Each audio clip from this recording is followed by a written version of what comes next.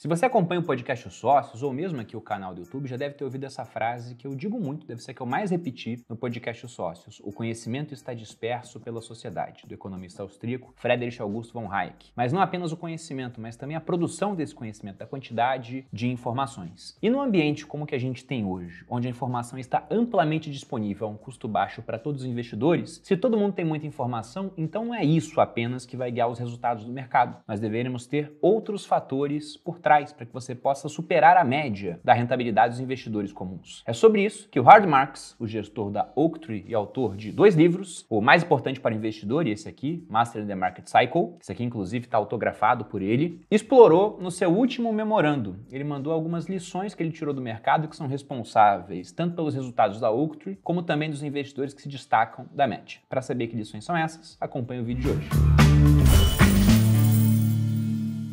E aí pessoal do Você Mais Rico, quem fala aqui é Bruno Perini, criador do canal. E antes de entrar no assunto do vídeo, eu quero lembrar você que no dia 7 de agosto eu abro inscrição para a 22ª turma do Viver de Renda, um curso que tem por finalidade pegar a pessoa completamente leiga a respeito de finanças, investimento, dinheiro e transformar essa pessoa numa investidora de verdade, capaz de montar uma carteira diversificada entre diferentes ativos, moedas e até países, investindo aqui no Brasil e no exterior, formando um patrimônio que um dia será capaz de manter essa pessoa. Ela efetivamente poderá então viver de renda. Tudo isso dentro do prazo de 8 semanas, no mínimo, mas na verdade pode durar mais, porque eu estou regravando todo o conteúdo para essa turma do Viver de Renda, então o curso está montado do zero e ele vai durar igual aquelas lutas do Clube da Luta. Elas duram quanto tiverem que durar, mesma coisa o Viver de Renda. E durante esse período, nós temos o suporte que responde todas as dúvidas dos alunos. Então, para quem quiser fazer parte, lembrando que você não precisa saber nada do mercado para entrar no curso, vai aprender tudo lá, há um link aqui na descrição. Agora, falando das lições do Howard Marks, para você entender, o Howard Marks ele tem também uma aula gravada na Finclass, nossa plataforma, que eu inclusive achei muito boa, porque nem sempre o cara que é muito bom no mercado, ele vai ter uma didática boa para ensinar as lições que ele tirou do mercado. E não é o caso do Howard Marks. Ele é um cara que hoje está gerindo um patrimônio de 172 bilhões de dólares, ele faz isso desde 95, tem 1.100 pessoas trabalhando na sua gestora, e para a gente ter ideia de quanto é esse patrimônio, a empresa mais valiosa da nossa bolsa hoje é a Petrobras, que vale pouco mais de 87 bilhões de dólares. Ou seja, o Howard Marks gere mais de 2 Petrobras em termos de valor de mercado. E como todo gestor, o Howard Marks ele ocasionalmente publica cartas para explicar o que está acontecendo, a performance do fundo. Ele também coloca lá lições que ele tira dos acontecimentos presentes, fala muito do passado, do que pode acontecer no futuro. E esses memorandos, ou memos, como são conhecidos na indústria, se tornaram tão relevantes que até o próprio Warren Buffett já falou, e aqui eu vou colocar realmente as palavras dele, ipsiliteris, quando vejo que é memorandos de Howard Marks em meu e-mail, eles são a primeira coisa que abro e leio. Eu sempre aprendo algo. Inclusive, um dos livros dele, sobre o qual já gravei aqui no canal, o mais importante para o investidor, onde ele pontua cerca de 20 lições daquilo que ele considera o mais importante, e no final fala que o mais importante mesmo é juntar tudo aquilo. Teve boa parte do seu conteúdo retirado dessas cartas que ele escreveu ao longo do tempo, e mais alguma coisa que ele coloca lá para linkar todos os conteúdos que ele tinha até então. E no seu último memorando, que foi publicado no dia 10 de julho, ou seja, faz pouco mais de uma semana, ele listou 7 lições que ele aprendeu ao longo das suas décadas de experiência no mercado, que são responsáveis pela performance da Oaktree, pela performance dele, de outros investidores, e ele fala que com essas lições você consegue, entre aspas, medir a temperatura do mercado. Eu li o memorando, eu achei as 7 lições até um pouco repetitivas, e não estou querendo questionar o Howard Marks aqui, longe disso. Então vou dar uma resumida nessas 7, porque muitas eu acho que acabam se enquadrando em uma única lição. De modo que eu elenquei aqui 4 pontos retirados do memorando do Howard Marks, onde ele deixa claro o seguinte: o Howard Marks, se eu pego lá o conteúdo do mais importante para o investidor, lembrando que esse conteúdo foi muito baseado nas cartas que ele escreveu ao longo de toda a sua trajetória no mercado, ele fala sobre a questão da hipótese dos mercados eficientes, de um cara chamado Eugene Fama, da escola de Chicago, que falava que, bom, teoricamente, essa é uma teoria,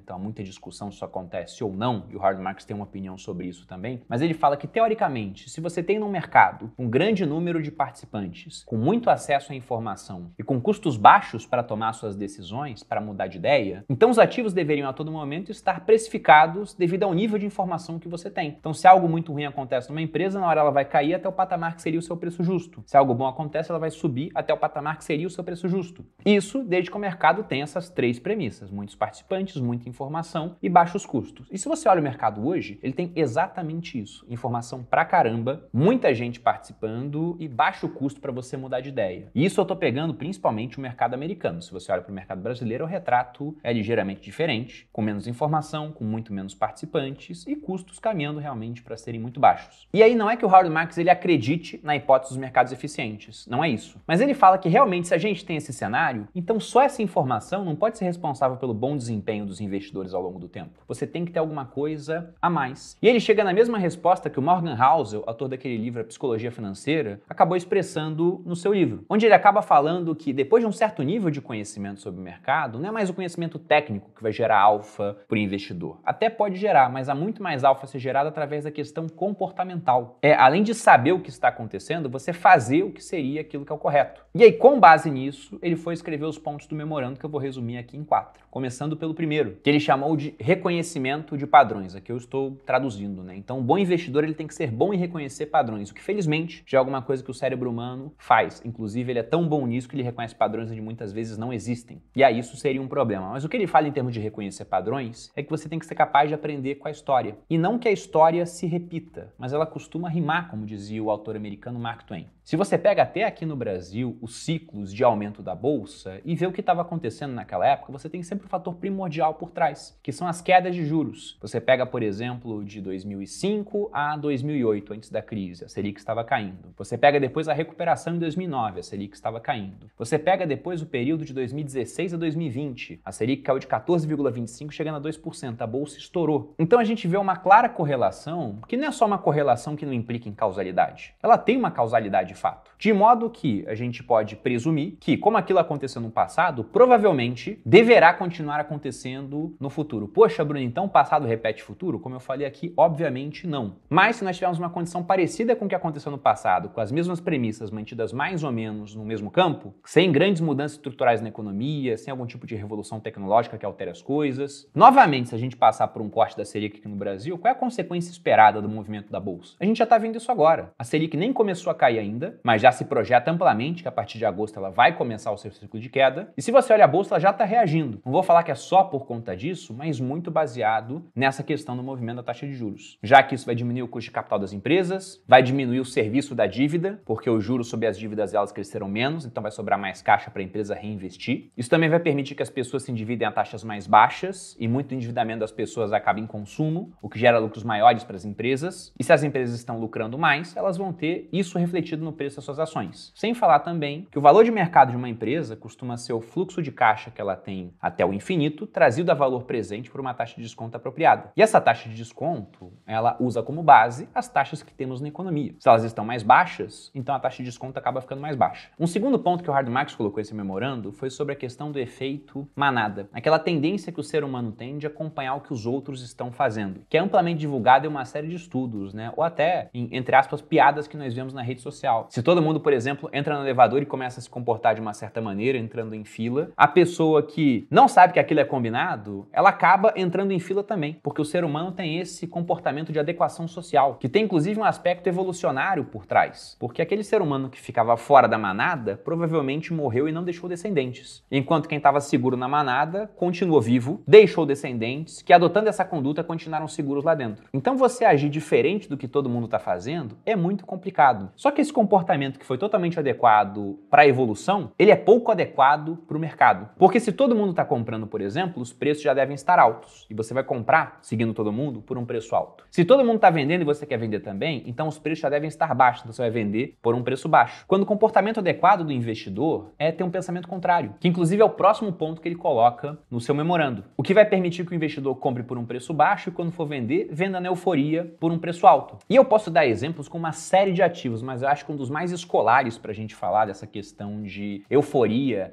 de medo de ficar de fora e depois também de um medo extremo de que aquele negócio venha acabar e todo mundo querer vender e simplesmente capitular, é com criptomoedas. E aqui no caso eu vou usar a criptomoeda mais importante, aquela na qual eu mais acredito, que é o Bitcoin. Se a gente pega o Bitcoin, nos momentos de subida, ninguém costuma falar que o Bitcoin vai morrer. Esse tipo de previsão acontece no momento de queda. E na hora que está caindo, ninguém quer comprar muito aquilo. Eu tenho um próprio mecanismo para sentir a temperatura do mercado do Bitcoin, que é o número de perguntas que chega em comentários do YouTube e também nas minhas caixas de perguntas. Não só número de perguntas, como também número de views quando eu faço um vídeo. Eu até já estabeleci uma máxima, eu falei para minha equipe aqui, se é ruim de postar, é porque deve ser bom de comprar. E o contrário também acontece, se é bom de postar, provavelmente não é o melhor momento para você comprar. Porque quando que as pessoas vão querer comprar Bitcoin? Bitcoin? É quando ele estiver simplesmente rompendo os preços máximos. É quando o halving, que vai acontecer no ano que vem, pela previsão atual em abril, já tiver acontecido. É quando você tiver algum tipo de notícia de entrada de institucionais e o preço já tiver subido 100%.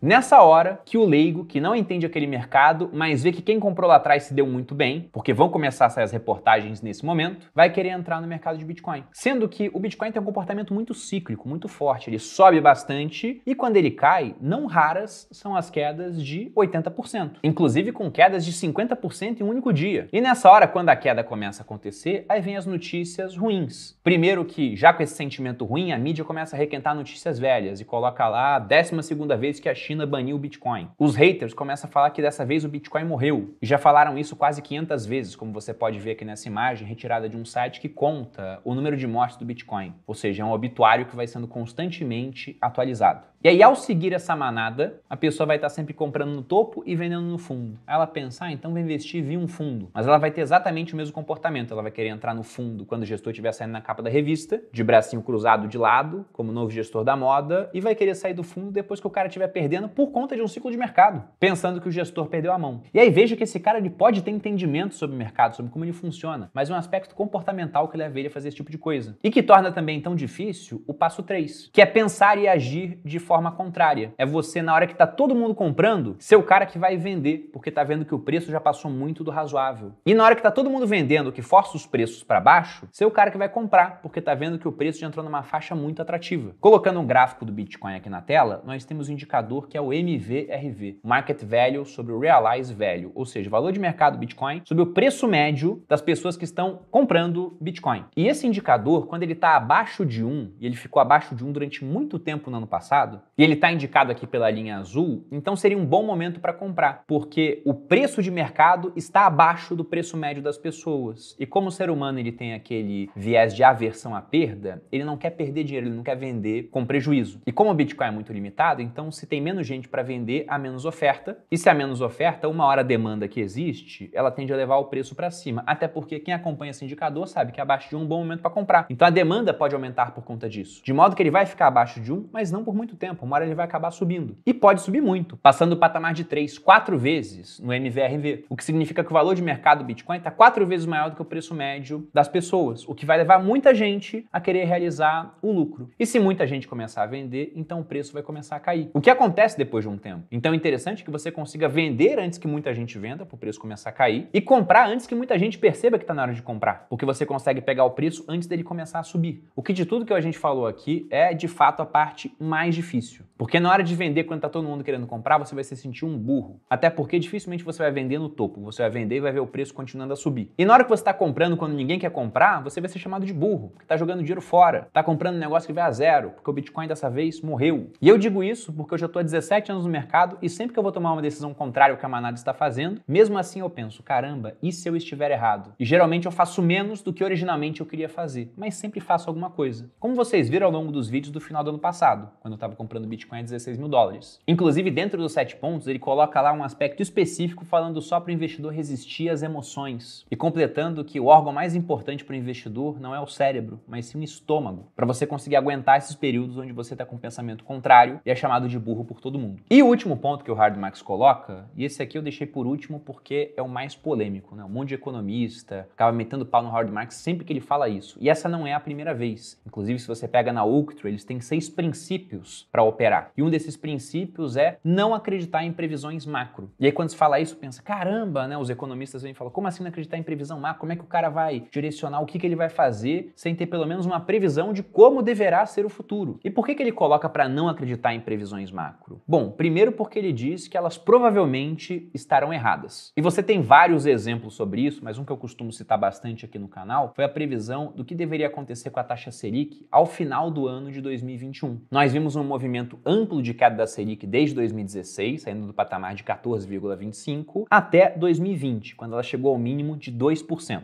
Um ciclo de queda impressionante que fez a nossa bolsa sair de 40 mil pontos para bater quase 120. Só que quando isso aconteceu, a inflação começou a incomodar. E diante daquela inflação, em 2021, você tem as projeções de qual será a Selic, dada lá pelo Boletim Focus, ao final do ano. A Selic estava em 2. E se a gente pega o Focus, como vocês podem ver na tela, eles inicialmente colocaram a Selic no final do ano em 3% e depois foram revisando a projeção para cima. E tiveram que revisar várias e várias vezes, porque no final do ano a Selic fechou em 9,25. Um erro percentual de mais de 200%. E nisso a gente está falando de um monte de gente que estava olhando as previsões macro do mercado e fazendo considerações quanto a isso. Então não é que o Howard Marks não goste de economistas, não é nada disso. Ele só fala que, olha, a previsão macro, ela provavelmente vai estar errada. E ele fala até que acontece o seguinte, né? Você tem uma previsão macro que ela contamina todo mundo, então mais ou menos todo mundo acaba alinhado no mesmo cenário. E ele fala que, bom, isso aqui é a previsão macro ainda mais confiável, porque se você procura alguém que está muito diferente disso, provavelmente essa pessoa também está errada, e talvez mais errada do que os outros. De modo que ele fala, cara, a previsão macro tá aí. Todo mundo tá lá sabendo, olha, a inflação uma hora vai subir. O que o pessoal discute é o quanto vai subir. E costuma errar muito nessa discussão. Então o que ele quer é não ficar dependente dessas previsões. Inclusive, eu tenho pra mim que a melhor maneira de você perder sua reputação é tentar fazer uma previsão macro, cravando lá o valor que as coisas terão. Por exemplo, a Selic no final do ano vai estar em tanto, o dólar vai estar em tanto, a bolsa estará em tanto. Ou até para períodos mais longos. Isso é tremendamente difícil. Para não falar impossível. E quem tá acertando vai acertar muito mais por uma questão de chute, talvez até um chute educado, usando modelos para isso, mas já o que é altamente complexo, né? Que é simplesmente funcionamento da economia e que, sobretudo, é difícil de prever porque reage às próprias previsões, bem diferente do tempo. Um monte de gente pode se reunir para prever o tempo e o tempo vai continuar sendo o mesmo, apesar das previsões. Já em economia, as coisas mudam. Se todo mundo faz uma previsão de que o dólar vai subir e essa previsão contamina as pessoas a ponto de elas pensarem, nossa, vai subir mesmo, é melhor comprar antes, o próprio movimento de compra das pessoas pode fazer o dólar subir, fazendo com que a previsão se torne autorrealizável, o que seria até bom para os economistas, mas o caminho contrário também costuma acontecer com muita frequência. Poxa, Bruno, mas se eu não posso usar a previsão macro para tomar minhas decisões de investimento, quando que eu vou decidir comprar ou vender? Esse ponto o Howard Marks não abordou nesse memorando, mas como eu já li os livros dele, eu vou resumir o que ele pensa sobre essa decisão de comprar em uma frase. Howard Marks costuma falar que você não fica rico comprando as coisas boas, você fica rico comprando bem